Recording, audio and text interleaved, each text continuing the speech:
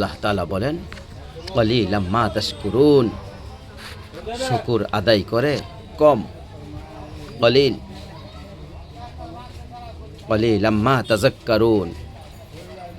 কুরআনুল কারীমে আল্লাহ তাআলা বলেন আমি আল্লাহর কথা থেকে উপদেশ গ্রহণ করে কম। কলিলুম মা ইবাদিয়াশ শাকুর। আল্লাহ তাআলা বলেন আমার কৃতজ্ঞ শুকরকারী বান্দা হয় কম। তো আল্লাহ তাআলা কমের প্রশংসা করছেন কিনা বলেন? হ্যাঁ। তাহলে সংখ্যা কম কিংবা বেশি, সফলতা কিংবা ব্যর্থতা এর জন্য কোনো বিষয় না।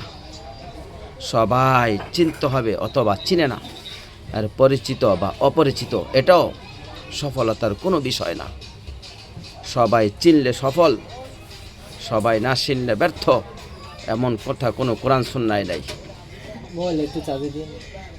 এটা ইসলামী দৃষ্টিভঙ্গি না। মনে করেন এই কোরআনুল কারীমের মধ্যে 25 জন নবী এবং রসুলের নাম আছে। কতজন? তাহলে এখন 25 জন নবী এবং রসুলের নাম আছে। পৃথিবীর অন্যান্য সমস্ত কিতাবে একত্র করলে আরও কিছু নবী রসুলের নাম পাওয়া যাবে। আচ্ছা, ধরে নিলাম আরও 100, ধরে নিলাম আরও 200, ধরে নিলাম আরও 300, এত হবে না। তাইলে বাকি নবী রসুলদের এখন সংখ্যা আমাদের সবাই যে 25 জন রসুল নবী এবং রসুলের নাম কোরআনে উল্লেখ আছে, নবী এবং রসুল সর্বমোট 25 জনই। তো 1,24,000 এই বর্ণনা থেকে যদি ধরা হয়, এই রাওয়ায়তটাই যদি ধরা হয়, তো আসমানের নিচে জমিনের উপরে একেবারে যদি বাড়ি চালানো দেয়, তারপরেও তো হাজার খানিক নবীর নাম পাওয়া যাবে না। তাইলে বাকি যে এই লক্ষের উপরে নবী রসুলদের নাম পৃথিবীর কোনো কিতাবে নাই, কেউ জানেও না, তাইলে ওনারা কি ব্যর্থ? বলো না ভাইয়া। তাইলে কি হলো? সবাই চিনতে হবে সফলতার জন্য, এটা জরুরি না, এটা জরুরি না। রাসূলুল্লাহ সাল্লাল্লাহু আলাইহি সাল্লাম আরাফাতের ময়দানে বিদায় হজ্জে তিনি যখন ভাষণ দিছেন, খুতবা দিছেন, তখন সোয়া লক্ষ সাহাবা নবীজের সামনে ছিলেন হজ্জের ময়দানে। 1.25 লাখ সাহাবা মানে 1,25,000। তাইলে আরও কিছু কম বেশ হতে পারে। তো এখন গোটা পৃথিবীতে কোনো কিতাবে এই 1.25 লক্ষ সাহাবীর নাম আসেনি? নাই। 313 জন বদরি সাহাবীর নাম, বদরের যুদ্ধে অংশগ্রহণকারী, ওনাদের নাম একসাথে পাওয়া যায়। আর আলাদা আরও সাহাবীদের নাম কিছু পাওয়া যাবে। সব তালাশ করলে হয়তো যদি 1000 খানিক পাওয়া যাইতে পারে, বা 2000 হয়। একেবারে ধরে নিলাম 5,000 সাহাবীর নাম তালাশ করে খুঁজা পাওয়া গেল। তো বাকি যে 1,20,000 সাহাবীর নাম পৃথিবীর কেউই জানে না। শুধু হজ্জের ময়দানে ওনারা ব্যর্থ সবাই।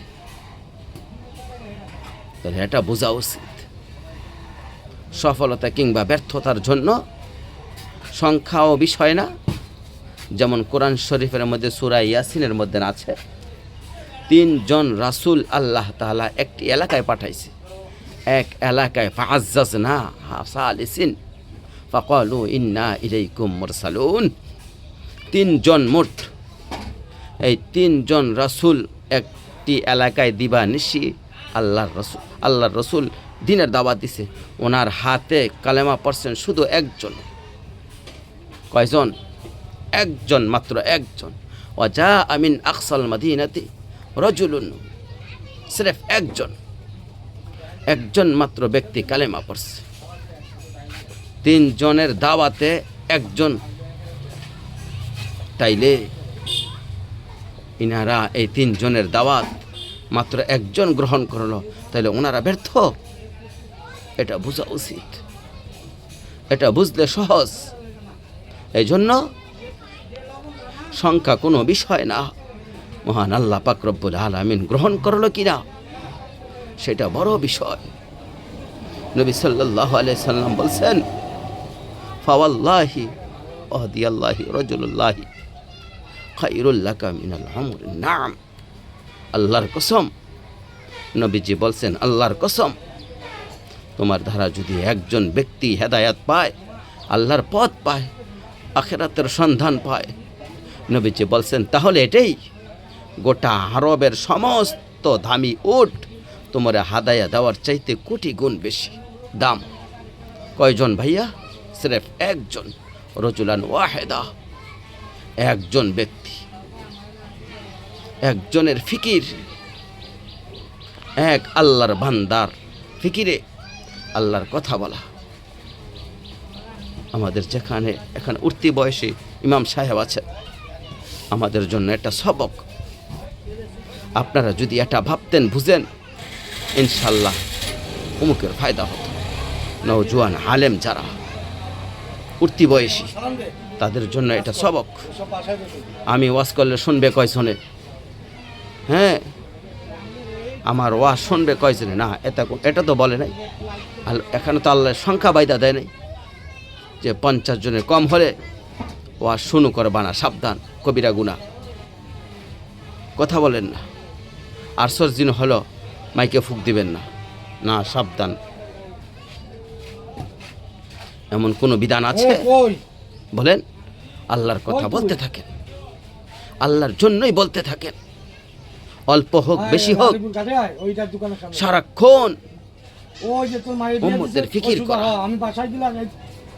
আমাদের দাওয়াতে তাবলীগ শিক্ষিত মুরব্বী বিখ্যাত হযরত আহমদ লাখ সাহেব দামাত বারাকাতুহুল আলিয়া, তিনি বলছেন রাসূলুল্লাহ সাল্লাল্লাহু আলাইহি সাল্লাম, সাহাবায়ে কেরাম প্রত্যেকের দিলের মধ্যে এই ফিকির ছিল কিভাবে আল্লাহ পাকের এক এক বান্দা জাহান্নাম থেকে মুক্তি দেওয়া যায়, জাহান্নাম থেকে মুক্তি দেওয়া যায়। দোস্ত, এটা ছিল নবীজির ফিকির, এটা ছিল সাহাবায়ে কেরামের ফিকির।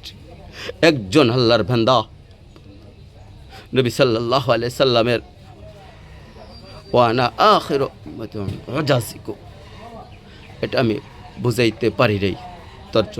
তর্জমা বুঝাইবার জন্য আমি যদি একজন, ধরেন মাওলানা জানিস সাহেব, আমার সাথী, আমার বন্ধু, সেন্নাগর মাদ্রাসায় এখন বর্তমানে মহতামিম, আমরা একসাথে লেখাপড়া করছি উজানি মাদ্রাসায়।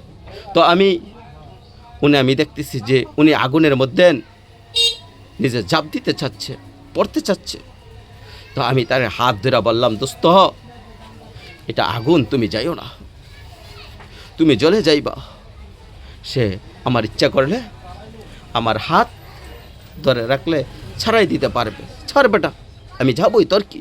আগুনে ঝাঁপ দিলে আমি দেবো, তোর কি? এটা হতে পারে।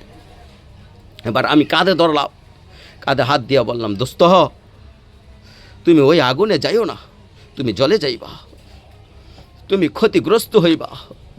আমি বন্ধু তোমারে যাইতে দিব না। এবারও ইচ্ছা করলে কাঁধের হাত সে ছাড়াই দিতে পারে, কাঁধের থেকে হাত নামাই দিতে পারে। সর বেটা, আমি যাবই। আচ্ছা, এবার আমি যদি কোমরের মধ্যে জড়াই ধরা বলি, না দোস্ত, তোর আমি জাহান্নামের আগুনে যাইতে দিব না, এই আগুনে তোর আমি পড়তে দিব না। তাইলে ছেলেরা, বাবা, তোমরা সবাই শোনো, তাইলে নিয়ম কি? হাতের বাঁধন ছেড়ে দেওয়া যায়, কাঁধের থেকে হাত ফেলে দেওয়া যায়, কিন্তু কোমরে যদি কেউ ঝরায় ধরে, এখান থেকে ছুটে যাওয়া কঠিন কিনা বলেন? কথা বলেন না, অনেক কঠিন। খোদার কসম, নবী বলছেন, ও আনা আখিজুম বিহুজাজহুম, উম্মত, আমি চেয়েছি আমার একটা উম্মতকে কোমরে জড়াইয়া ধরে জাহান্নামের আগুন থেকে বাঁচাই দিতে চাই। আমি এটা চেয়েছি, আমার এক উম্মত তবুও যেন জাহান্নাম থেকে বেঁচে যায়, জাহান্নাম থেকে বেঁচে যায়। এজন্য নবী সাল্লাল্লাহু আলাইহি সাল্লাম দাঁড়ে দাঁড়ে দুয়ারে ঘুরছেন, কালেমার ফেরি করছেন, কখনো উপরে, কখনো নিচে, কখনো হাতে, মাঠে, বাজারে, মেলায়, তাবুতে, প্রত্যেক অবস্থায় পাথর মেরছে, কিন্তু কালেমার দাওয়াত ছাড়ে নাই, ধাক্কা দিছে, তবুও নবী করিম সাল্লাল্লাহু আলাইহি সাল্লাম দিনের দাওয়াত দিছে।